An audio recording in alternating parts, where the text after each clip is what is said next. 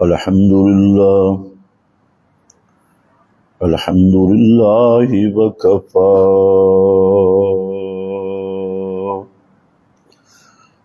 والصلاة والسلام على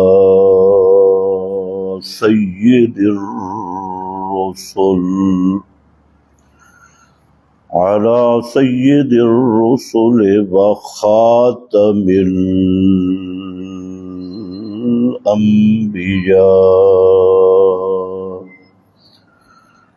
أما بعد فأعوذ بالله من الشيطان الرجيم. بسم الله الرحمن الرحيم. الذين آمنوا ولم يلبسوا إيمانهم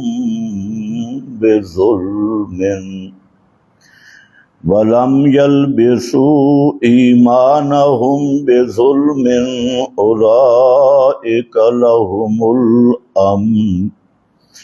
أولئك لهم الأمن وهم مهتدون.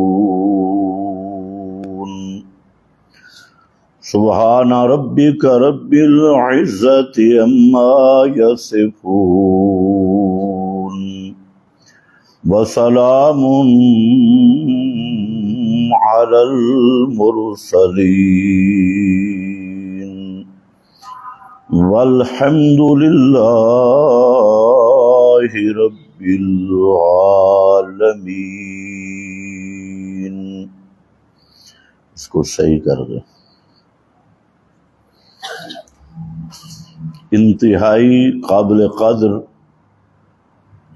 بزرگوں اور بھائیوں، گزشتہ بیان میں آپ حضرات کے سامنے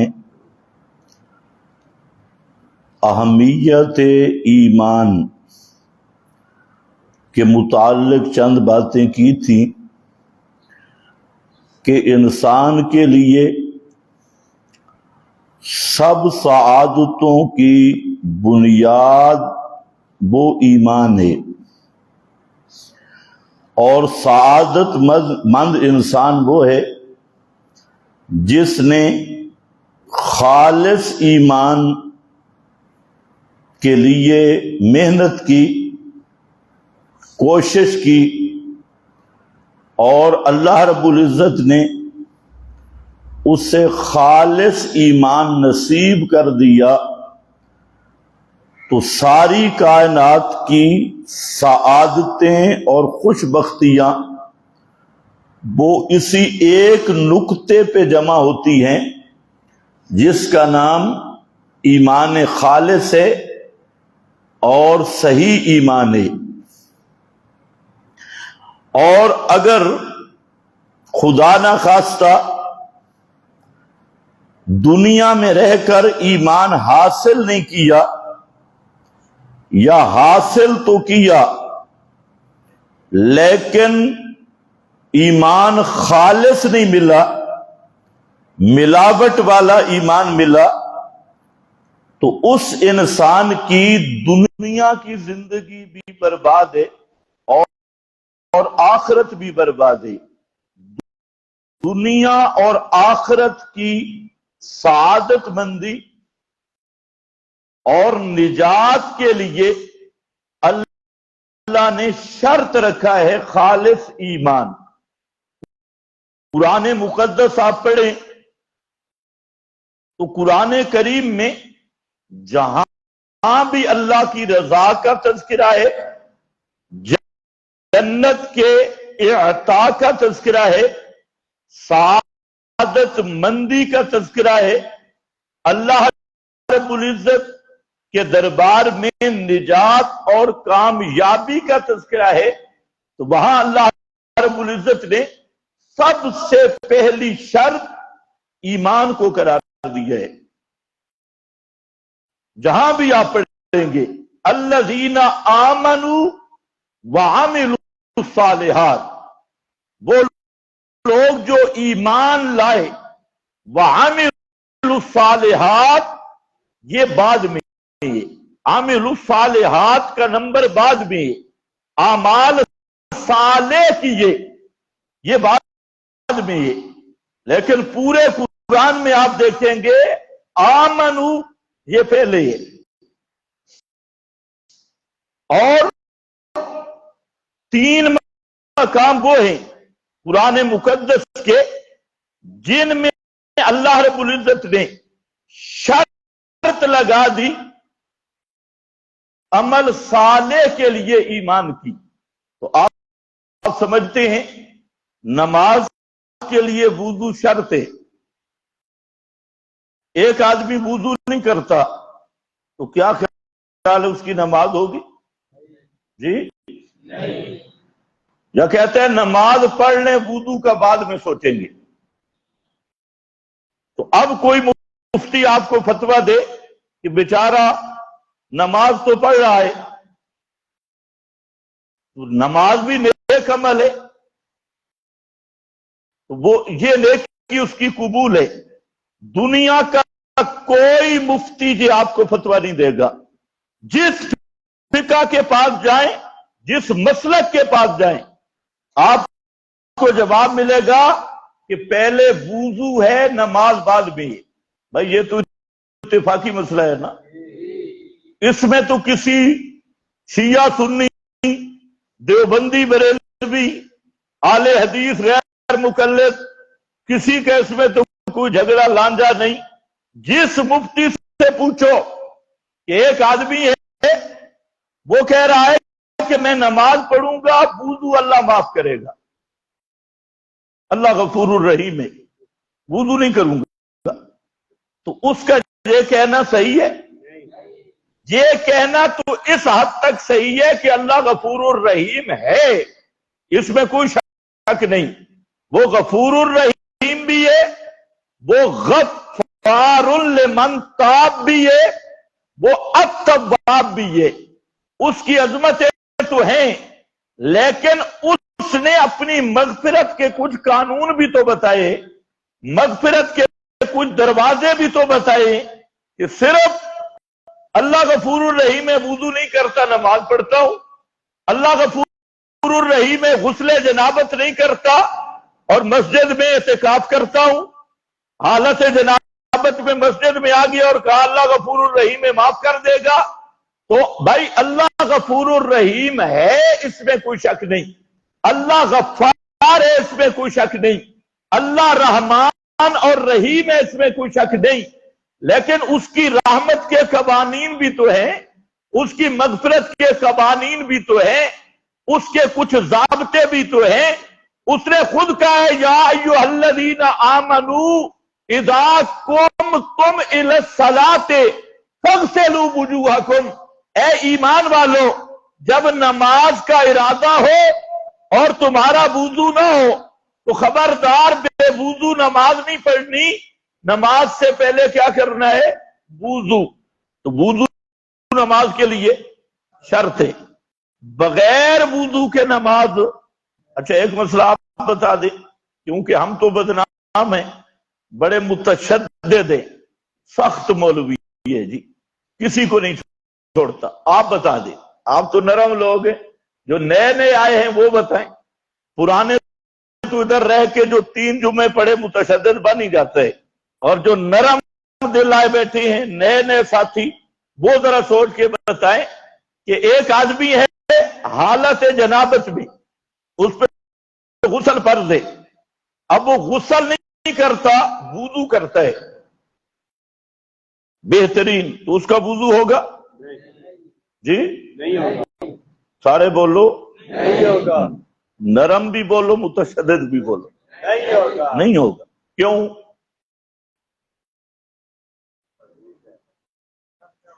اچھا حالت جنابت میں غسل میں کتنا پانی لگتا ہے؟ غسل میں زیادہ سے زیادہ 10 لوٹے کر لو، صوفی کے لیے 10 لوٹوں میں غسل کر لے گا تو 10 لوٹے لگیں گے یہ پاک ہو جائے گا، لیکن لیکن جو مشرک ہے اس پہ 10 سمندر بہا دیں، اللہ فرماتے ہیں وہ پلیت ہے۔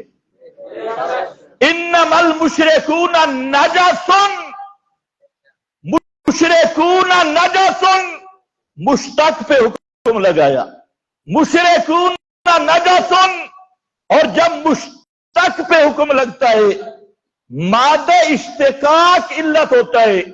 اللہ فرماتے ہیں مشرک پلیت ہے، اور اس کی پلیتی کی وجہ شرک ہے، شرک کی وجہ سے پلیت ہے۔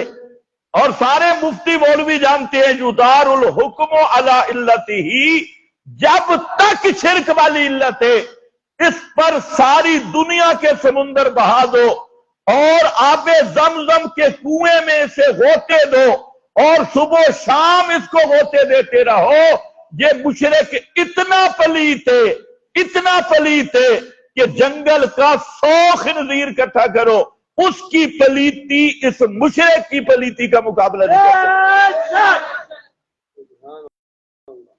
قرآن ہے انما المشرکون نجس، اور دوسرے مقام پہ فرمایا شر البریہ، شر البریہ، اس مخلوق میں جتنی مخلوق ہے، جنگل کی مخلوق جس میں شیر، چیتا، خنزیر اور سارے جانور ہیں، اللہ فرماتے ہیں کہ میری ساری مخلوق میں سے سب سے بڑا پلیت جانور مشرک ہے، شر البریہ، بدترین مخلوق، بدترین خلق وہ مشرک ہے۔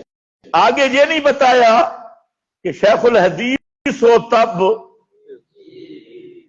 مفتی صاحب ہو، صوفی پیر طریقت ہو، فرمایا پیر ہو تب، شیخ الحدیث ہو تب، مدرسوں میں بیٹھے پرانا خنزیر تب، جنگل میں پھر رہا ہے تب، شرک کی علت جہاں ہوگی حکم ہوگا ناجاسن۔ تم متاثر ہو جاتے ہو خوشبو سے، خوشبو لگی ہے اور اچھی خوشبو آ رہی ہے۔ ابھی تو بعض لوگوں نے کتاب لکھی خوشبو والا عقیدہ، خوشبو والا عقیدے نامی یہ کتاب آ گئی، خوشبو والا، فلانا بزرگ مرا خوشبو فلانا۔ میں نے کہا اب ذرا کھولنا قبر تجھے پتا چلے کیا نیچے کیا ہے، توجہ ہے نا؟ تو آپ ذرا بتا دیں کہ جنابت والے کا وضو نہیں اور مشرک کا، سوچ کے بولو، مشرک کا وضو تو پھر مشرک کے پیچھے نماز، جی مشرک کے پیچھے نماز، اور بولو یہاں اچھے بھلے ساتھی ہوتی کہتے ہیں جی کون ہے، میں مواحد ہوں، جمعہ کہاں پڑھتا ہے، اور فلانی ہیں تو مشرک ہیں تو بنتی، لیکن ہم تو نیکی کے کام میں شریک ہوتی، نماز تو نیک کام ہے تو بنتی مشرک، جمعہ ان کے پیچھے پڑھتے ہیں، نمازیں ان کے پیچھے پڑھتے ہیں۔ یاد رکھ مشرک یہ خدا کا باغی ہے، یہ رب العالمین کا باغی ہے، اور بدعتی نبی کا باغی ہے۔ ہر بدعتی پیغمبر کا باغی، ہر گناہگار کی مغفرت ہو سکتی ہے، نہ اللہ کے باغی کی مغفرت ہو سکتی ہے، نہ رسول کے باغی کی۔ اس لیے اللہ کے محبوب نے فرمایا لا یقبل اللہ عن صاحب البدع صوما ولا صلاۃ حجا ولا عمرہ۔ فرمایا بدعتی آدمی نماز پڑھے اللہ قبول نہیں کرتا، روزہ رکھے اللہ قبول نہیں کرتا، اور بدعتی کعبہ کا چکر لگا کے آ جائے، حج ولا عمرہ، حج کرے اللہ قبول نہیں کرتا، عمرہ کرے اللہ قبول نہیں کرتا۔ اب رسول فرماتی ہے بدعتی کی نماز قابل قبول نہیں، اور تو بدعتی کے پیچھے کھڑ کے پڑھتا ہے، اور قرآن کہتے ہیں مشرک نرا پلید، تو مشرک کو امام بنا کے پھرتا ہے، پھر تیری توحید کہاں گئی؟ پھر تو موحد کہاں سے آیا؟ تو اس لیے 2 نمبری چھوڑ دے. جو میں نے آیت پڑھی ہے یہ ابھی میں معنی کروں گا، تجھے پتہ چلے گا کہ 2 نمبر ایمان اللہ کے ہاں قابل قبول نہیں ہے. ساری سعادتوں کی بنیاد ایمان ہے، لیکن میرا بھائی ایمان میں 2 نمبری نہیں کرنی. ایمان میں ملاوٹ، ایمان میں 2 نمبری. اللہ کو کون سا ایمان چاہیے؟ خالص. آج کے ہمارا سبق کیا ہے؟ ایمان ساری سعادتوں کی بنیاد ہے، لیکن کون سا ایمان قبول ہے؟ جو ایمان خالص ہو، جس میں ملاوٹ نہ ہو، جس میں 2 نمبری نہ ہو، جس میں دغا نہ ہو، جس میں فراڈ نہ ہو. ایمان صمیم قلب سے ہو، اور ایمان میں کسی دوسری چیز کی، نفاق کی ملاوٹ نہ ہو، شرک کی ملاوٹ نہ ہو، ریاکاری کی ملاوٹ نہ ہو، مخلوق کی رضا کی ملاوٹ نہ ہو، اور تعصب کی ملاوٹ نہ ہو، ضد کی ملاوٹ نہ ہو، اناد کی ملاوٹ نہ ہو. ایمان اللہ کے لیے ہو، اللہ کے ساتھ ہو، اور اللہ کے حکم کے مطابق ہو، اور خالص ایمان ہو. تو یہ ہے ساری سعادتوں کی بنیاد. تو 3 مقام ہیں جہاں پر قرآن نے شرط قرار دیا. من عامل صالحا، جو حافظ بیٹھے ہیں وہ ذرا بولے. من عامل صالحا، جس آدمی نے نیک عمل کیا، صالح عمل کیا. نیک عمل تہجد پڑھی، نیک عمل اشراق پڑھی، نیک عمل نوافل پڑھے، نیک عمل صدقہ دیا، نیک عمل غریبوں کا تعاون کیا، نیک عمل دوسروں کے کام آیا، نیک عمل بھائیوں کے ساتھ اچھا رہا، برادری کے ساتھ اچھا رہا، نیک عمل حج کیا، عمرہ کیا، نمازیں پڑھی، نیک عمل. اللہ ختم. یہ کام کرنے کے فضائل فرمایا نہیں، وَهُوَ مُؤْمِنٌ. یہ قرآن ہے، کسی مولوی کی بات نہیں. وَهُوَ مُؤْمِنٌ، بشرطے کہ مومن ہو، نیک عمل کرے، بشرطے کہ ہوبا مومن، وہ مومن ہو. مومن. اور دوسرے مقام پہ کیا؟ من ذکر او انسا، من ذکر او انسا. فرمایا کوئی مرد کوئی عورت جو نیک عمل کر رہی ہے، شرط کیا ہے؟ وَهُوَ مُؤْمِنٌ. ایک مقام پہ کہیں آئے فَهُوَ مُؤْمِنٌ، 2 مقام پہ هُوَ مُؤْمِنٌ وَهُوَ مُؤْمِنٌ. اللہ نے شرط قرار دیا، خبردار نیک عمل کرنے کی شرط ایمان ہے.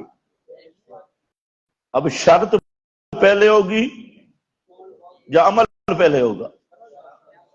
وضو پہلے ہوگا یا نماز پہلے ہوگی؟ وضو شرط ہے نا، تو وضو پہلے، نماز بعد میں. ایمان پہلے اور عمل صالح. بولو ذرا، عمل صالح بعد میں. یہی تو ہمارے ریونڈ والے دوستوں کو دھوکہ لگا. انہوں نے عمل پہ محنت کی اور عقیدے برباد کیے. عقیدوں کو چھوڑ دیا اور بنتی مشرک کو لگا دیا چلے پر، اشراق پر، تہجد پہ، نوافل پہ. وہ بیچارے نیک اعمال پہ لگے ہیں، تسبیح ہاتھ میں ہے، سبحان اللہ سبحان اللہ. انہوں نے فضائل بتا رکھی ہیں. یاد رکھ، کوئی ایک تسبیح بھی اللہ کے دربار میں قابل قبول نہیں جب تک ایمان اور عقیدہ خالص نہیں.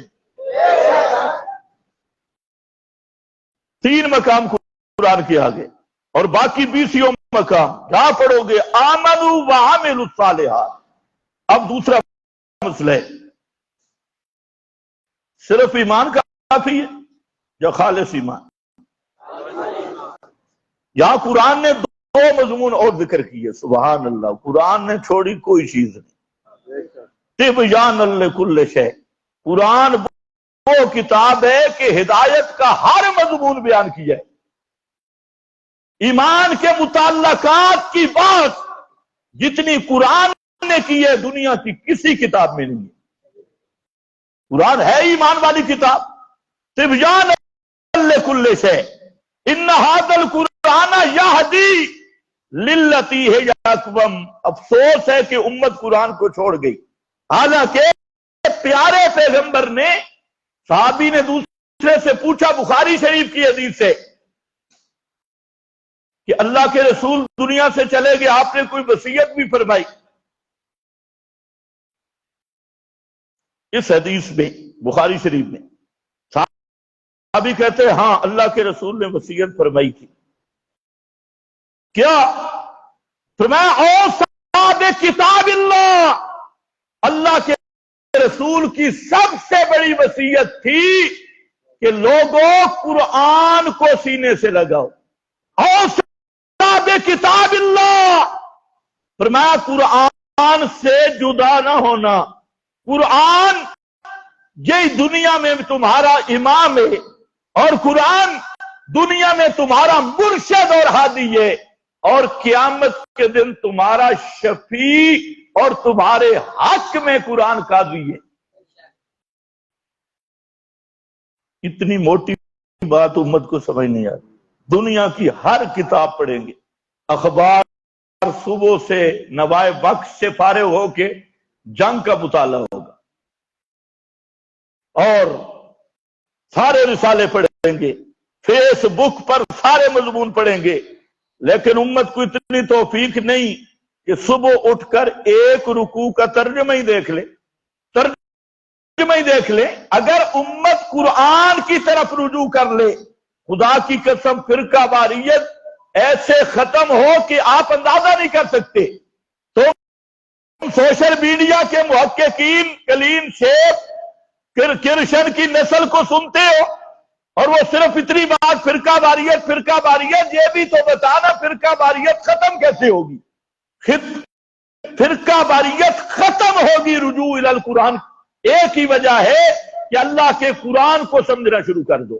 تمہارے سامنے جھوٹا بھی واضح ہو جائے گا, سچا بھی واضح ہو جائے گا.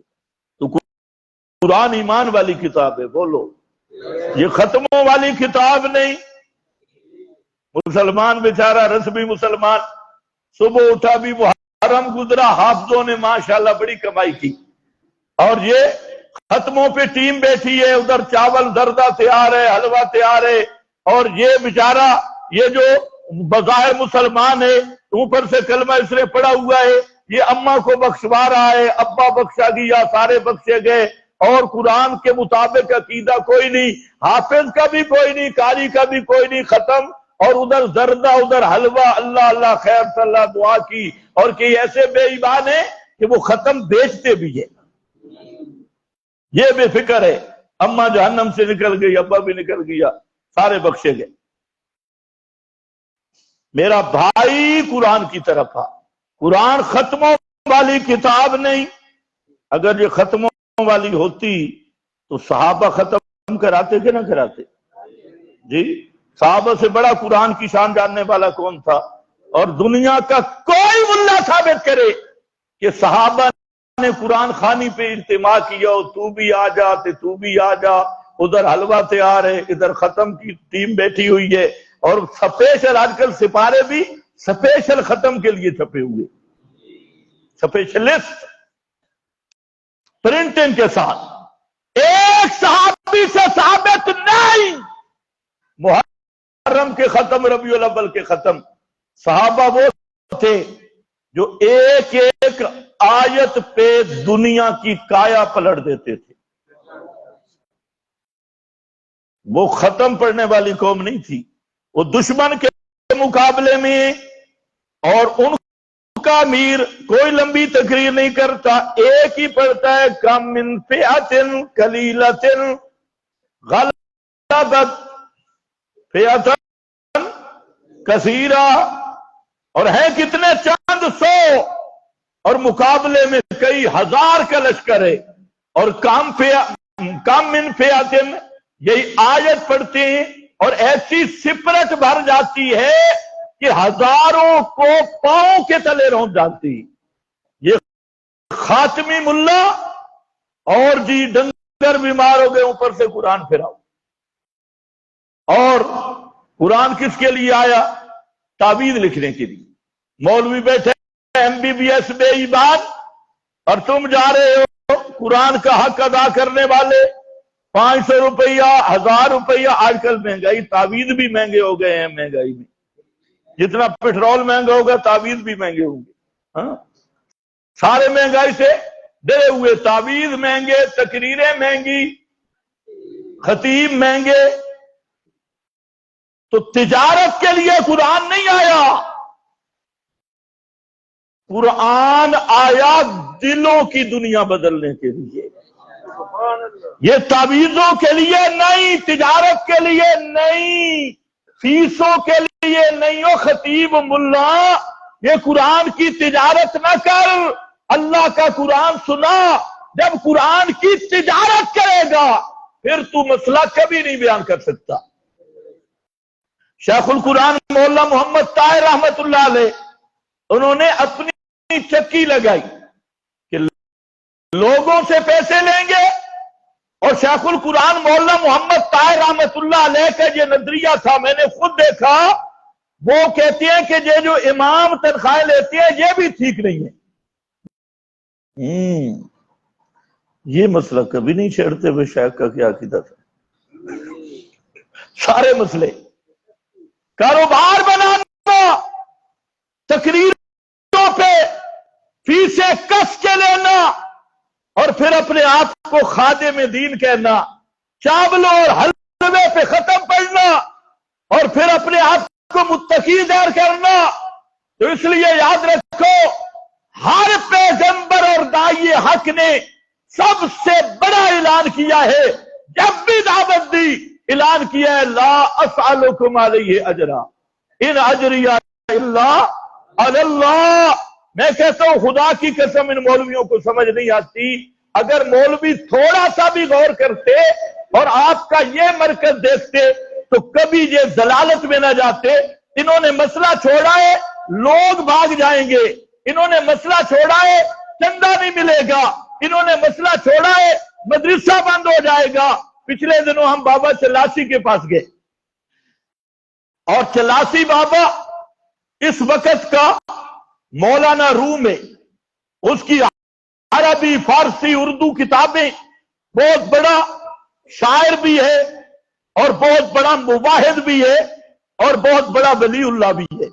تو چلاسی بابا کہنے لگے، ان کی گفتگو میرے پاس ریکارڈ ہے، کہتے کراچی کے کچھ مفتی آئے، انہوں نے نام لیا، میں اگر نام لوں گا تو ہم اگر عرض کریں گے تو شکایت ہوگی، کیونکہ آج کل مولویوں نے ان مفتیوں کو نبوت کا مقام دیا ہوا ہے، خصوصاً یہ علاقہ چھٹ کے ملا ان مولویوں کو سمجھتے ہیں کہ یہ پیغمبری کے مقام پہ پہنچ چکی ہے۔ بخاری پڑھا رہے ہیں، کراچی کا مفتی یوں کہتا ہے، دھرم بے ایمانہ، بخاری میں کراچی کا مفتی کہاں آ گیا؟ ترمذی پڑھا رہے ہیں، کراچی والا مفتی یوں کہتا ہے، اور لعنتیا تو کیسے غدار اشاعت میں چھپ کے آ گیا؟ کراچی والا مفتی کہتا ہے، بھائی بخاری ترمذی تو حدیث پڑھا نا، قرآن پڑھا، اس میں کراچی کا مفتی کیسے آ؟ سنو، جن کے تم حوالے دیتے ہو، کراچی کا مفتی سے فلانا مفتی۔ بابا چلاسی کہتے ہیں میں نے انہیں توحید پہ اپنی ایک کتاب دی، میں نے کہا اس کا مطالعہ کرو، دونوں بھائی تھے، دونوں بھائی مفتی، انہوں نے مطالعہ کیا، اور میں نے کہا اتنا بڑا دارالعلوم ہے، ہزاروں لوگ تمہارے پاس پڑھتے ہیں، تو خدا کے لیے تم توحید کو کیوں چھپاتے ہو؟ توحید کیوں نہیں بیان کرتے؟ تو فوراً کہنے لگے اگر ہم توحید بیان کریں نا تو دارالعلوم کون چلائے گا؟ اندازہ کرو، دارالعلوم کون چلائے گا؟ بابا چلاسی کو کہتے ہیں آپ پھر چلائیں دارالعلوم، دارالعلوم کون چلائے گا؟ تو بابا بھی بابا ہے، بابا نے کہا پھر یہ بتاؤ دارالعلوم کے چندے کی وجہ سے توحید چھپانا، اگر یہ یہودیت نہیں تو یہودیت کس چیز کا نام نہیں؟ مدرسہ بن جائے اور مدرسے توحید کے لیے ہے، اگر مدرسہ اس لیے چلاتا ہے مسئلہ توحید چھپا کر، مسجد کا خطیب ہے مسئلہ توحید چھپا کر، اور توحید اس لیے چھپا رہا ہے کہ میرا مدرسہ چلے، میری مسجد چلے، اس مدرسے، اس دارالعلوم اور مسجد اور مندر میں کوئی فرق نہیں۔ جس طرح ہندوستان کا ہندو بت کا پجاری ہو کے کافر ہے، یہ جو توحید کا مسئلہ چھپا کے اس کو حکمت کا نام دے کے، مصلحت کا نام دے کے مدرسے چلانے کی حکمت میں کھڑا ہے، یہ اس سے بڑا بے غیرت کافر ہے۔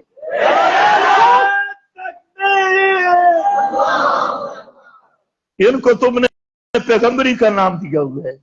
مفتی صاحب فرماتی یہ دارالحدیث میں گفتگو ہے، میں کہتا ہوں طالب علموں میں بھی غیرت ختم ہو گئی، نہیں تو اٹھ کے کہتے شیخ الحدیث صاحب کوئی حدیث کی بات کر، کن کی بات کرتی ہے؟ جو خدا کی توحید کے غدار ہیں، پیغمبر کی سنت کے غدار، ان کے حوالے ہمیں دیتے ہو، اور پھر اشاعت التوحید کی درسگاہوں میں بیٹھ کے، مراکز میں بیٹھ کے اہل بدعت کا کام ان کا پیش کرتے ہو۔ لیکن اسی لیے کہتے ہیں نا کہ جب بدعتی کی صحبت ہو تو نور ایمان سلب ہو جاتے ہیں۔ اب جب نور ایمان سلب ہوتے ہیں تو یہ بھی آگے بیٹھے ہیں، جی استاد جی، جی استاد جی، جی استاد۔ حالانکہ ایسے استاد جھوٹوں کا مستحق ہے۔ حدیث پڑھا رسول کی، یہ بخاری میں بھی کراچی کہاں آ گئی، ترمذی میں کراچی کہاں آ گئی؟ بیچارے کا علم اتنا ہے، اردو شروعات دیکھ کر، اگر اردو شروعات ہی دیکھنی ہے نا پھر تیری تنخواہ حرام ہے، تو اس لائق ہی نہیں کہ تو محدث بنے، پھر تو حرام خور ہے۔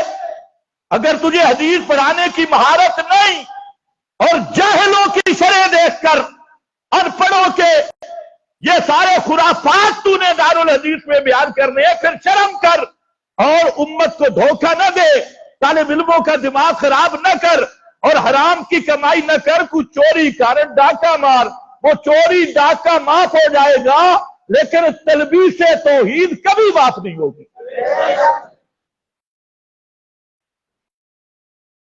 بات کہیں اور چلے گی، آ جاؤ۔ میں نے کہا مولویوں کو ایسے ڈھاکا ہے، توحید والوں کو اللہ رزق نہیں دیتا۔ یہ جب تم ابتدان آئے تھے تجھے کیا تھا؟ جہاں سارا جنگل تھا، بوٹیاں تھی، اور اللہ نے ایسے مخلص ساتھی بھیج دیے، ہم نے تو کبھی ان کے سامنے منہ بھی ٹیڑھا نہیں کیا، جی مہربانی کرو، اللہ نے خود انہیں ذوق دے دیا۔ مولوی چندے مانگتے مانگتے مرنے کی طرح ان کا منہ بھی الٹا ہو جاتا ہے، اور اللہ نے ہمیں ایسے وفادار ساتھی دیے، اور وہ ہمارا کوئی کمال نہیں، وہ خالص توحید کی برکات ہے۔ اور یہ بڑا مولویوں کو کہتا ہوں، مولویوں خدا کے لیے آؤ ہمارے مرکز میں، تمہیں پتہ چلے کہ توحید بیان کرنے پہ برکات کتنی ہوتی ہے۔ تم نے توحید چھپا رکھی ہے چندوں کی وجہ سے۔ اللہ نے ہمیں کیا مکلف کیا؟ 1000 طالب علم رکھو، 2000 رکھو، ایک طالب علم ہو اور حق بیان کرنے والا ہو، حق سننے والا ہو، حق سمجھنے والا ہو، تمہارے لاکھوں طالب علموں سے بہتر ہے۔ تم بھی طالب علم فارغ کر رہے ہو، ہزاروں طالب علم آگے، نہ ایمان کا پتہ نہ عقیدے کا پتہ۔ پوچھو کیا ذرا بجے دے ادھر بن ارے بون بزرے بھائی ادھر، جب فرشتوں نے شروع کیا نا ذرا بجے دے ادھر بن، ابھی تو تم پڑھ رہے ہو ذرا بجے دے ادھر بن۔ منکر نکیر نے جب شروع کیا ذرا بجے دے ادھر بن فہوبا زارے بون، یہ ہوبا زارے بون کے آگے فضا کا مضروب بون بنا تو پھر پتہ چلے گا۔ ہاں تجھے اسی منطق میں بیٹھی، آجا میرا بھائی، توحید بغیر گزارا نہیں، کوئی راضی یا ناراض۔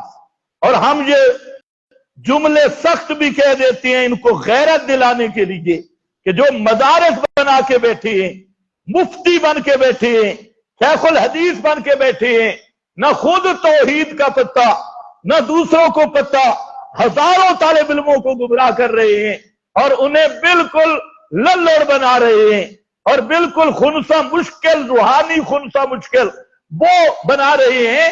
تو ہم ان کو کہتے ہیں خدا کا خوف کرو، مسئلہ بیان کرو، روزی دینے والا کون ہے؟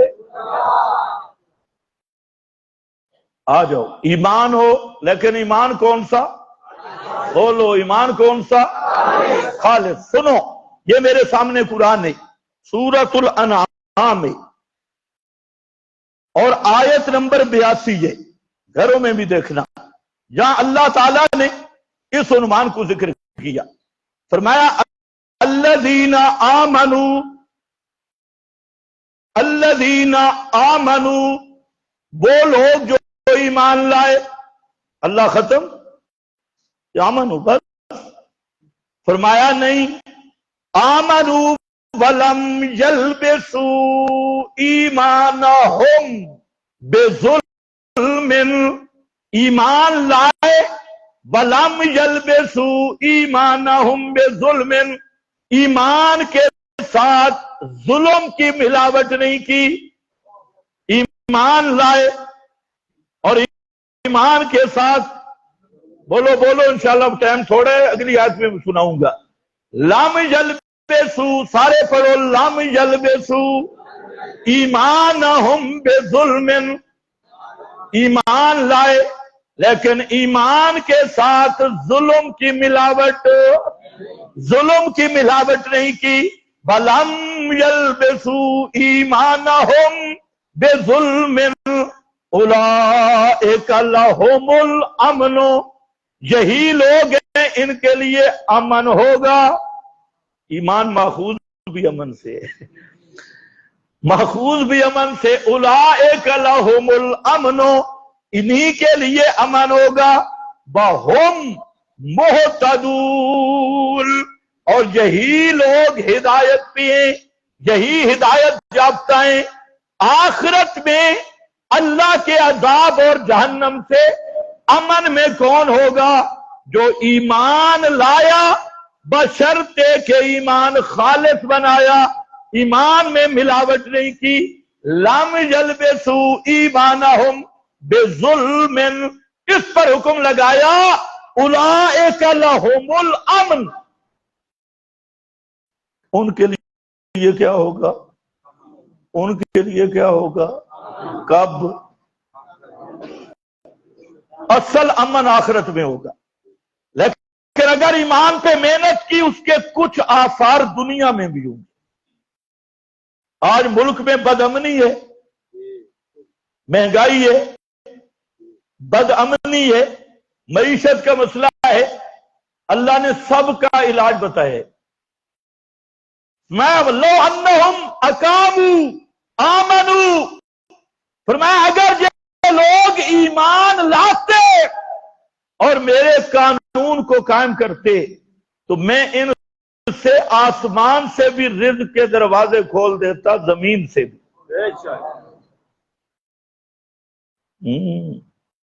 معیشت کا مسئلہ حل ہو جاتا، لیکن تم نے کیا کیا؟ 70 سال خدا سے فراڈ کیا، 70 سال تک اللہ سے فراڈ کیا۔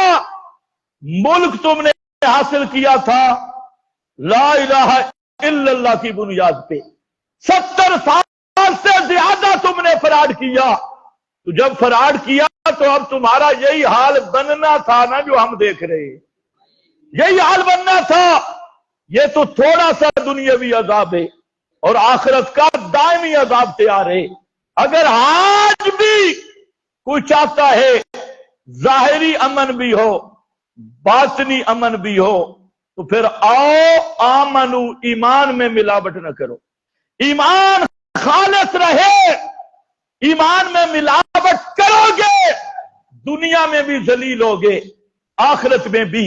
جہاں اللہ نے گارنٹی کیا دی، الذین آمنوا ولم یلبسوا ایمانہم بظلم، جنہوں نے ایمان لایا اور ایمان کے ساتھ ظلم کو گڑبڑ نہیں کیا، ملاوٹ نہیں کی، یہی وہ لوگ ہوں گے کہ آخرت میں امن میں ہوں گے، اللہ کے عذاب سے بچ جائیں گے۔ مار سے بچ جائیں گے، اور دنیا میں محتدون یہی لوگ ہدایت یافتہ ہیں اور پکے ہدایت پر چلنے والے ہیں۔ تو میرا بھائی یہ آیت بتا رہی ہے نہ ایمان کا دعویٰ کافی ہے، نہ صرف ایمان کافی ہے، ایمان کو خالص کرنا ہوگا۔ ایمان کو کیا کرنا ہوگا؟ البتہ ایک لفظ آ گیا، قرآن قرآن ہے۔ مجھے بڑا تعجب ہوتا ہے جب لوگ قرآن فہمی کے لیے قرآن کو تابع کرتے ہیں نا کتابڑیوں کے۔ قرآن کا معنی کیا کہ کراچی والا مفتی یوں فرماتا ہے، کہ لاہور والا مفتی یوں فرماتا ہے، پشاور والا مفتی یوں فرماتا ہے، تو بے ایمانہ پھر قرآن نہ پڑھنا۔ قرآن پڑھ تو پھر یہ بتانا قرآن کیا فرماتا ہے۔ آیت قرآن کی پڑھتا ہے، حوالے معارف القرآن کے دیتے ہیں، نام درس قرآن ہے کہ ڈیسک میں معارف رکھی ہوئی ہے، اور فراڈ نہ کر، قرآن بیان کر۔ ایک آدمی مجھے کہنے لگا کہ یہ جو صوفی ہے نا، آپ ان پہ سختی کرتے ہیں، صوفی ہمارے درس میں بھی بیٹھتے ہیں۔ آپ کو پتہ ہے نا، نام لینے کی ضرورت نہیں، ایک ایسی مذہبی ٹیم بھی ہے کہ جب قرآن کا درس شروع ہو تو ان کو بلڈ پریشر ہائی ہونا شروع ہو جائے۔ جانتے ہیں نہیں جانتے؟ ایسے بھی صوفی ملک میں موجود ہیں، اور اگر ان والا قرآن نصاب پڑھا جائے تو ماشاءاللہ چہرے پہ بشاشت ہوتی ہے، سبحان اللہ۔ دو لائنیں سن کر اتنا سکون نازل ہو جاتا ہے۔ ایسی قوم کا نام لینے کی تو ضرورت نہیں نا، جانتے ہوگے۔ ہاں، تو کہتے ہیں جی ہمارے درس میں تو بیٹھتے ہیں۔ میں نے کہا پھر تو بے ایمان ہے۔ اگر تیرے درس میں یہ بیٹھتے ہیں تو پھر تو بے ایمان ہے۔ اس کا مطلب ہے تو قرآن بیان ہی نہیں کرتا، تو نے لیبل قرآن کا لایا، نیچے مہارت بیان کر رہا ہے۔ تو نے لیبل قرآن کا لگایا اور نیچے بابا فرماتی ہے۔ ہم نے ایک مولوی صاحب کا درس رکھا، بڑے اچھے عالم، مجتہد فی الفنون، بڑے علامہ فہامہ، ہم اس وقت طالب علم تھے، تو ان سے کچھ فن کی کتابیں بھی ہم نے پڑھی، تو منطق شنطق اور یہ بڑی کتابیں، تو وہ بڑے عالم، منطق کے بڑے عالم تھے۔ تو ہم نے کہا ساری درس قرآن دو، وہ درس قرآن پہ آ گئے۔ ہم نے انہیں بار بار کہا حضرت قرآن کا درس ایسا دینا ہے، قرآن بیان کرنا ہے، ادھر ادھر نہیں جانا۔ اس نے کہا اچھا تم نہیں جانتے، میں قرآن نہیں بیان کروں گا، میں دونوں شیوخ کا شاگرد ہوں، پنڈی شیخ اور پنج پیر شیخ کا، مجھے قرآن نہیں آتا۔ میں آؤ تو تھا منطقی۔ جب قرآن کا درس دیا، ایک آیت پڑھی، اس کا ترجمہ ہی کوئی نہیں کیا، کہتے امام غزالی فرماتی، گھنٹہ امام غزالی فرماتی۔ بعد میں مجھے کہتے کیسا درس دیا؟ میں نے کہا تقریر تو کی ہے، قرآن کا تو آپ نے ترجمہ ہی کوئی نہیں کیا، جو آیت پڑھی اس کا ترجمہ ہی کوئی نہیں۔ امام غزالی فرماتی ہے، فلانا فرماتی ہے، خدا تجھے غرق کرے، تو ادھر قرآن کا درس دے رہا ہے اور بابا فلانا فرماتے ہیں، بابا فلانا فرماتے ہیں، پھر دھوکہ تو نہ دینا۔ کہتے ہیں یہ صوفی ہمارا درس تو سنتے ہیں۔ میں نے کہا پھر تو بے ایمان ہے۔ اور تیرے والے اگر صوفی اتنے اچھے ہیں نا، مجھے بلانا اپنے درس میں، صرف قرآن بیان کروں گا، کالا قیلا نہیں ہوگا، قرآن اندر سے بیان کروں گا، صرف 5 ایتیں۔ اگر رہ بنڈی صوفی بچا جائے تو پھر تیری بات صحیح ہوگی، پھر تیرا ایمان ثابت ہو جائے گا، ورنہ مولوی صاحب تو پکا بے ایمان ہے۔ اس کا نام کیا رکھا ہے؟ حکمت، مصلحت۔ تلبیس کا نام رکھا ہے حکمت، بے غیرتی کا نام رکھا ہے مصلحت۔ اب صرف چھپا رہا تھا، یکتمون ما انزلنا من البینات والہدی، چھپا رہا تھا، تو اولئک یلعنہم اللہ۔ اس آیت پہ مفسرین کو بھی اشکال ہو گیا۔ اللہ فرماتے ہیں کہ جو مولوی اور پیر میری آیات کا مسئلہ چھپاتی، ان پہ خدا کی لعنت ہے۔ آگے 3 عذاب ان کے ذکر کی، اور جو تیسرا ہے وہ عذاب بتاتا ہے کہ وہ کٹر کافر ہے، عذاب علیم ہے، کٹر کافر۔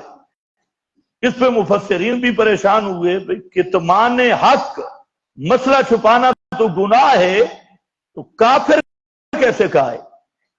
ان کو کافروں والی سزا کیوں دی؟ گناہگار کی سزا الگ ہے، کافر کی سزا الگ ہے۔ مسئلہ چھپانا تو گناہ ہے نا بھائی، عمل ہے، تو اس پر کفر والی سزا کیوں جاری ہوئی؟ جہاں پر میں کہتا ہوں بالکل آسان جواب ہے کہ ایک حق چھپاتے اور حق چھپانے کے بعد ایک حالت بنتی ہے کہ اس کو حکمت بتاتا ہے، مصلحت، اور حق بیان کرنے والوں کو متشدد، لے جا سخت، اور ان کو کہتے ہیں یہ فسادی ہے، خود حق چھپا کے بیٹھے اس کو بصیرت، حکمت اور مصلحت کہتا ہے۔ اب صرف یہ گناہگار نہیں ہے، اب کٹر کافر اور بے دین ہے۔ اگر حق چھپانے کو گناہ سمجھتا تو گناہگار تھا، بولو، حق چھپانے کو گناہ سمجھتا، بیان کرنے والوں کو شاباش دیتا اور اس کو اپنی مجبوری سمجھتا، میرا مدرسہ نہ بند ہو جائے، میرا فلاں، تو پھر فاسق تھا، جہنم سے ہو سکتا کسی زمانے میں نکل جائے۔ لیکن جب اس نے مسئلہ چھپایا اور پھر اس کو کہا یہ حکمت ہے اور یہ بصیرت ہے، یہ مصلحت ہے، اب اس نے اس فسق کی تعریف کی ہے، تو اب یہ فاسق نہیں رہا، اب یہ کٹر کافر ہو گیا۔ اس لیے اللہ نے کافروں والی سزا اس کے لیے ذکر کی ہے، یکتمون ما انزلنا من البینات والہدی لم یلبسوا ایمانہم بظلم۔ ایمان میں گڑبڑ نہ کر میرا بھائی، ایمان کو خالص رکھ۔ کیا گڑبڑ ہے؟ تو میں عرض کر رہا ہوں، قرآن اپنی تفسیر آپ کرتا ہے، یہ کیا گڑبڑ کیا ہے؟ لم یلبسوا ایمانہم کیا ہے؟ اب اللہ کے رسول نے قرآن کی اس آیت کی تفسیر دوسری آیت سے کی۔ کس نے تفسیر کی؟ رسول مکرم نے۔ رسول مکرم خود بھی کر سکتے تھے کہ نہیں؟ لیکن اللہ کے رسول قرآن کی تفسیر کس سے کر رہے ہیں؟ قرآن سے کر رہے ہیں، امت کو سبق دے رہے ہیں کہ لوگوں، قرآن اپنی تفسیر خود بھی کرتا ہے، خیال کرنا، روایتوں کے چکر میں پڑھنے کی بجائے پہلے قرآن کو دیکھنا۔ صحابہ نے پوچھا کہ ایونا لم یظلم، اللہ کے رسول کون وہ آدمی ہے جس سے کوئی نہ کوئی گناہ نہ ہو جائے، کوئی نہ کوئی نافرمانی نہ ہو جائے، کوئی نہ کوئی کمی نہ ہو جائے؟ تو ایسا کون آدمی ہے؟ قرآن نے شرط لگا دی ہے کہ ایمان کے ساتھ ملاوٹ نہ کرے، ظلم کی ملاوٹ، تو گناہ بھی تو ظلم ہے نا، ہر آدمی گناہگار ہے، تو ایمان کیسے سلامت رہے گا؟ اللہ کے محبوب نے فرمایا کہ میرا صحابی، کیا تو نے سورہ لقمان نہیں پڑھی؟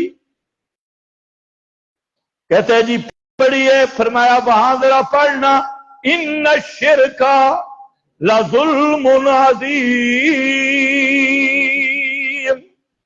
شرک ظلم عظیم ہے۔ یہاں بے ظلم کی تفسیر پیغمبر کریم نے آیت پڑھ کے کی ہے، آیت ان الشرک لظلم عظیم۔ اور مولوی طبقہ، میری مولوی برادری، تم بھی جہنم سے بچ جاؤ، قرآن کو اقوال کے تابع نہ کرو، قرآن کو بزرگوں کے تابع نہ کرو، قرآن کو کتابڑیوں کے تابع نہ کرو، قرآن کو اسرائیلی یہودی روایات کے تابع نہ کرو۔ قرآن کو اللہ نے حاکم بنا کے نازل کیا، قرآن کو ساری کتابوں پہ حاکم سمجھو، مہیمن سمجھو، حافظ سمجھو۔ روایت بھی قرآن کے تابع، حکایت بھی قرآن کے تابع، بزرگی بھی قرآن کے تابع، مرشد بھی قرآن کے تابع، استاد بھی قرآن کے تابع، سارا جہان قرآن کے تابع، اور قرآن کلام اللہ حاکم علی الکتب کلھا ہے۔ جب مجھے مسئلہ آتا ہے فوراً فتویٰ کہتے ہیں منکرین حدیث ہیں جی، منکرین حدیث ہیں جی، خدا تمہیں عقل دے او منکرین قرآن، یہ در حقیقت دشمنان قرآن ہیں۔ اور جس رسول کی حدیث ہے تو رسول کیا رہنمائی کر رہے ہیں؟ لقمان پر، اور لقمان میں ظلم کی تفسیر دیکھ لے، ان الشرک لظلم عظیم، ایمان کے ساتھ شرک نہ کرنا، ظلم کی ملاوٹ نہ کرنا۔ پھر میں نے قرآن دیکھا، پیغمبر کا یہ انداز، پھر قرآن میں اور مقام پہ ڈھونڈا کہ ایمان کے ساتھ ملاوٹ ہوتی ہے تین چیزوں سے۔ ایک، ایمان کے ساتھ ملاوٹ شرک آ گیا، اب ایمان خالص نہیں رہا۔ دوسرا، ایمان کے ساتھ صحابہ کا بغض آ گیا، صحابہ کا، اونچا بولو، صحابہ کا بغض آ گیا، ایمان سلامت نہیں رہے گا، ایمان کو سالم بنا۔ اور تیسرا، ایمان کے ساتھ الہاد آ گیا، چاہے وہ بدعت کی شکل میں ہو، چاہے وہ الہاد اور زندگی کی شکل میں ہو، کفر کی شکل میں ہو، تو اس صورت میں بھی ایمان سلامت نہیں رہے گا۔ اس لیے میرا بھائی اپنے ایمان کو خالص کرتے ہوئے، ایمان کو خالص کر کے عمل صالح کی بات کروں گا، لیکن ایمان خالص بنا، سب سے پہلی چیز ہے کہ ایمان میں شرک کی ملاوٹ نہ کر۔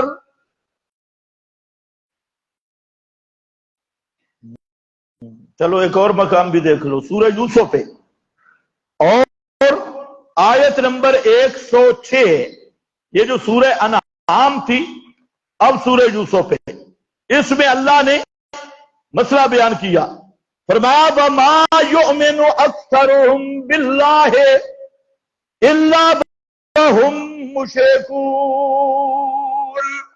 وَمَا اکثرہم، آیت نمبر 106 سورہ یوسف اور پارہ نمبر 13، گھروں میں جا کے دیکھنا، وَمَا يُؤْمِنُ أَكْثَرُهُمْ، اور نہیں ایمان لاتے اکثر ان کے باللہ، اللہ کے ساتھ، الا وہم مشرکون، مگر اس حال میں کہ وہ مشرک ہیں، مگر اس حال میں کہ وہ، اکثر لوگ ایمان کے دعویٰ کے باوجود مشرک ہیں، اکثر لوگ دعوی ایمان کے باوجود کٹر مشرک ہیں۔ اکثر یا تھوڑے تھوڑے؟ جی اکثرہم، اکثر کس کو کہتے ہیں؟ اکا دکا۔ تو یہ کون لوگ ہیں؟ وما یؤمن اکثرہم، نہیں ایمان لاتے اکثر ان کے، الا وہم مشرکون، مگر اس حال میں کہ وہ مشرک ہیں، حالت شرک بھی ہے، ایمان کا دعویٰ بھی ہے۔ یہ ہے آیت سمجھنے والی۔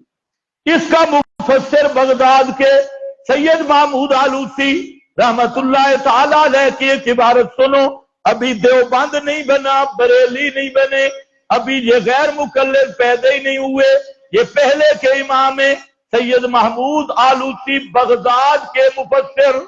بغداد کا نام اس لیے لے رہا ہوں کہ تم بغداد کو سارے جانتے ہو، کیونکہ بغداد میں 11ویں والا پیر گزرا ہے۔ کون سا؟ 11ویں والا پیر، 11ویں والا پیر۔ تمہیں مولویوں نے 11ویں 12ویں سکھائی ہوئی ہے، اور اس پیر کی کتاب نہیں پڑھ کے سنائیں گے کہ 11ویں والا جس کے نام پہ 11 دیتے ہو وہ پیر تھا کون؟ وہ پیر اللہ کے فضل سے کٹر موحد آدمی تھا، خالص موحد تھا، اور وہ یہی کہتا تھا جو میں تمہیں سنا رہا ہوں۔ اس کی کتابیں موجود ہیں۔ اور یہ جو 11ویں 12ویں والے ملا ہیں، یہ زہر کا پیالہ پی لیں گے اور پیر عبد القادر جیلانی کی کتاب قوم کو نہیں سنائیں گے۔ پیر نصیر الدین صاحب گولڑے والے، انہوں نے کام شروع کیا، انہوں نے پیر کی کتابیں سنانا شروع کی، پیر عبد القادر کی، اور انہوں نے رسائل بھی لکھے۔ تو جب پیر نصیر الدین گولڑوی نے شیخ عبد القادر جیلانی کی کتابیں سنانا شروع کی، تو جتنے قبر پرست ملا تھے انہوں نے ان کے خلاف کتابیں لکھی، اور کیا عنوان؟ پیر نصیر الدین وہابی ہو گیا، پیر نصیر الدین وہابی ہو گیا۔ اس نے کہا میں نہیں وہابی، پیر عبد القادر جیلانی کا یہی عقیدہ تھا، سارے اولیاء کا یہی عقیدہ تھا۔ الجواہر فی التوحید بھی اس کا رسالہ ہے، لطمۃ الغیب بھی، اور استعانت اعانت کی شرعی حیثیت۔ سارے مشرکوں کو تکلیف ہو گئی۔ تو سید محمود آلوسی کی بات سنو، اگر آج میں کہتا تمہارا مفتی مولوی ایک ہی لفظ بولتا جی بڑا متشدد ہے، کسی کو معاف نہیں کرتے جی، اور کئی بے ایمان کیا کہتے ہیں افراط تفرید کا شکار ہے، اور اس کو کچھ بندے کا بچہ افراط کا معنی کیا ہے؟ افراط تفرید اور صراط مستقیم کا فرق بیان کر، نہیں پتا۔ تو ساری زندگی علم کس چیز کا نام ہے جی؟ علم نام ہے تصور اور تصدیق۔ وہ کیا ہے تصور؟ اے گدھا، یہ تصور ہے آدھا علم، اور گدھا کھڑا ہے یہ تصدیق ہے، یہ پورا علم ہے۔ بس یہ منطق پڑھائی جا رہی، جس طرح تمہارے سکولوں میں پڑھاتے ہیں الف انار بے بکری او خبیثہ، الف اللہ بھی تو بن سکتے ہیں، یہ الف انار ہی پڑھام نہیں، بے بکری تے پے پنکھا، اے بچوں دی تربیت ہو رہی، ابتدائی مسلمانوں کا نصاب ہے، الف انار تے بے بکری تے پے پنکھا تے فلاں، او خدا تمہیں، یہ سب انگریز کی شیطنت ہے۔ مسلمانوں کے بچوں کو الف انار کی طرف لے جا رہا ہے، بے بکری کی طرف لے جا رہا ہے، بے سے کوئی اور چیز بھی بن سکتی ہے۔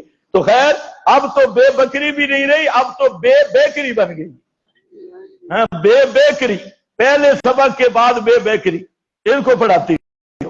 اور ادھر کیا ہے؟ منطق، ساری زندگی منطق میں گزر گئی۔ اور منطق کیا ہے جی؟ علم کی دو قسمیں، ایک تصور اور دوسرا تصدیق۔ تصور کیا ہے؟ صرف گدھا، اور تصدیق کیا ہے؟ گدھا کھڑا ہے۔ تصور کیا ہے؟ صرف مولوی، اور تصدیق کیا ہے؟ مولوی گدھا ہے، یہ تصدیق ہے۔ آدھا علم وہ، آدھا علم یہ، 1/2 تو پورا علم ہو گیا۔ یہ ساری زندگی مدرسے میں پڑھاتا ہے، اور خدا کا قرآن پڑھا۔ سید محمود آلوسی فرماتی ہیں، جو نئے ساتھی ہے نا وہ پریشان نہ ہو، مسئلہ آپ سمجھیں، یہ تھوڑی سی لتریشن مولوی کی کرنا واجب ہے، اور یہ قرآن و حدیث میں موجود ہے، کوئی باہر کی بات نہیں ہے۔ میں تو ابھی تک تو میں نے کماسل الحمار والی آیت پڑھی نہیں ہے، مثل کمثل الکلب والی بھی نہیں پڑھی، بہت کچھ قرآن میں موجود ہے۔ تو بہرحال آپ نئے ساتھی پریشان نہ ہو، آپ مسئلے کی طرف توجہ دیں۔ سید محمود آلوسی فرماتے ہیں یہ کون مشرک ہیں؟ فرماتے ہیں وَمِنْ أُولَئِكَ عَبَدَةُ الْقُبُورِ، انہی مشرکوں میں سے قبروں کے پجاری، عبادت القبور۔ اور کیا کہتے ہیں؟ فرمایا کہ وہ جو قبروں پہ کھڑے ہیں، الناظرون لها والمعتقدون للنفع والضر، فرمایا کہ جو قبروں پہ بکرے چھترے لے جا رہے ہیں اور کہتے ہیں جی بابا سن کے کچھ نہ کچھ نفع دے گا، سفارش کرے گا، کچھ نہ کچھ میرا فائدہ ہو جائے گا، کچھ نہ کوئی نقصان، یہ درباری مشرک مرادیں، ایمان کا دعویٰ بھی ہے اور مشرک بھی ہے۔ تو یہ علامہ آلوسی فرماتے ہیں اس آیت کا مصداق یہ قبروں کے پجاری، نظر منت ماننے والے، اور میں کہتا ہوں انہی کے ذیل میں زندہ پیروں کو پوجنے والے، زندہ تعویذوں والی گدیاں، جہاں پر دعوے فرعونیت کے ہوتے ہیں، میرا تعویذ لے جانا کہ لڑکی وہ بھیڑ بن کے آ جائے گی، فلاں یہ محبت کے تعویذ ہے، فلاں تعویذ ہے۔ یہ تعویذ دینے والے کی بیوی کسی کے ساتھ بھاگ گئی، اب تک نہیں پتہ چلا، ابھی تک ڈھونڈ رہا ہے۔ اور تمہاری تو کھوتیاں بھی بتا رہا ہے کراچی کے فلانے چوک پہ کھڑی ہے، اسلام آباد کے فلانے موڑ پہ کھڑی ہے، تو یہ بھی انہی مشرکوں میں سے ہیں۔ واہ، حضرت عبداللہ ابن مسعود آئے اور دیکھا نا بیوی نے ایک دھاگا باندھا تھا۔ حضرت عبداللہ ابن مسعود نے پوچھا یہ کیا ہے؟ انہوں نے کہا یہ دم کرایا ہے دھاگے. اب ذرا خیال کرو، اپنے ماحول کو بھی دیکھو. دھاگا دما ہوا تو ابن مسعود نے دھاگا توڑا. آل عبداللہ براء من الشرک، عبداللہ ابن مسعود کا گھر ہو اور وہاں شرکیہ باتیں ہوں، خبردار، ہم نے شرک سے برات کا اعلان کیا ہوا ہے. حضرت حذیفہ کو ایک صوفی مل گیا. حضرت حذیفہ صحابی ہے اور اس نے دھاگا باندھا ہوا تھا. اس نے پوچھا یہ کیا کہ من الحمہ، باری کا بخار ہوتا ہے. ایک دن ہوا، دوسرے دن اتر گیا، باری والا بخار. من الحمہ، اچھا. دم کیا ہوا دھاگا، دما ہوا، جس کو تم تعویذ کہتے ہو، لغت میں سے تمیمہ کہتی ہے، جو چیز بھی لٹکائی جائے. حضرت حذیفہ نبی کا صحابی، اس نے سب سے پہلے دھاگا توڑ دیا. تم نے بھی جتنی رسیاں ڈالی ہوئی ہیں ابھی توڑ دو، رسیاں نکلیں گی. حضرت صحابی مسند احمد پڑھ رہا ہوں، حضرت حذیفہ نے دھاگا توڑا اور دھاگا توڑ کے فرمایا لو مت علی ھذا ما افلات ابدا، اگر یہ دھاگا پہن کے مر جاتا ہمیشہ جہنم میں جاتا. بولو ہمیشہ کدھر جاتا؟ اور بولو ہمیشہ کدھر جاتا؟ یہ میرا فتویٰ تو نہیں جو متشدد ہے. ما افلات ابدا، کبھی کامیاب نہ ہوتا. اور ہمیشہ جہنم میں کون جائے گا؟ مومن یا مشرک؟ مومن جہنم میں گیا بھی صحیح تو نکل آئے گا. کوئی مومن ہمیشہ جہنم میں نہیں رہ سکتا. ہمیشہ جہنم میں کون رہے گا؟ مشرک رہے گا. اور آگے سن، آگے سن، آگے سن، سن نہ بن، آگے سن. حضرت حذیفہ نے یہی آیت پڑھی، یا دلیل مانگے، مطالبہ تھا، اتنا بڑا فتویٰ لگایا. فرمایا ہاں وما یؤمن اکثرہم باللہ الا وہم مشرکون. تو حضرت حذیفہ کی یہ حدیث بتا رہی ہے. علامہ آلوسی فرماتے ہیں یہ جو قبروں پہ جاتے ہیں، جی بابا میری تیرے آگے تیری اگیرے، ہاں مردوں کے پجاری، مردوں کے عادتاً سننے کے قائل، نظر نیازیں ماننے کے قائل، اور وہاں پر بکرے چھترے اور سفارشیں کروانے والے، یہ ایمان کا دعویٰ بھی ہے، پر ہیں کون؟ یہ لفظ ذرا ایسا بولتے ہیں کون؟ یہ میں مشرک کہہ رہا ہوں یا قرآن مشرک کہہ رہا ہے؟ دیکھو اللہ بہم مشرکون، سورہ یوسف آیت نمبر 106. سارے بولو 106. آخر میں دیکھنا.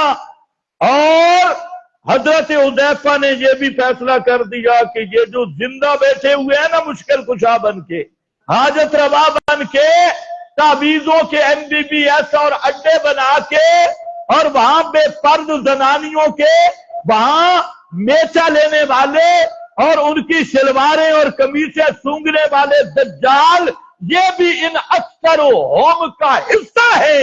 اور یہ بھی جو تاثیر غیر اللہ کے مدعی ہو کر کٹر مشرک ہیں اور پیور مشرک ہیں.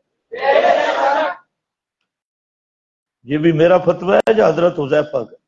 اچھا حضرت حذیفہ نے آیت بھی یہی پڑھی وَمَا يُؤْمِنُ أَكْثَرُهُمْ بِاللَّهِ إِلَّا وَهُمْ مُشْرِكُونَ.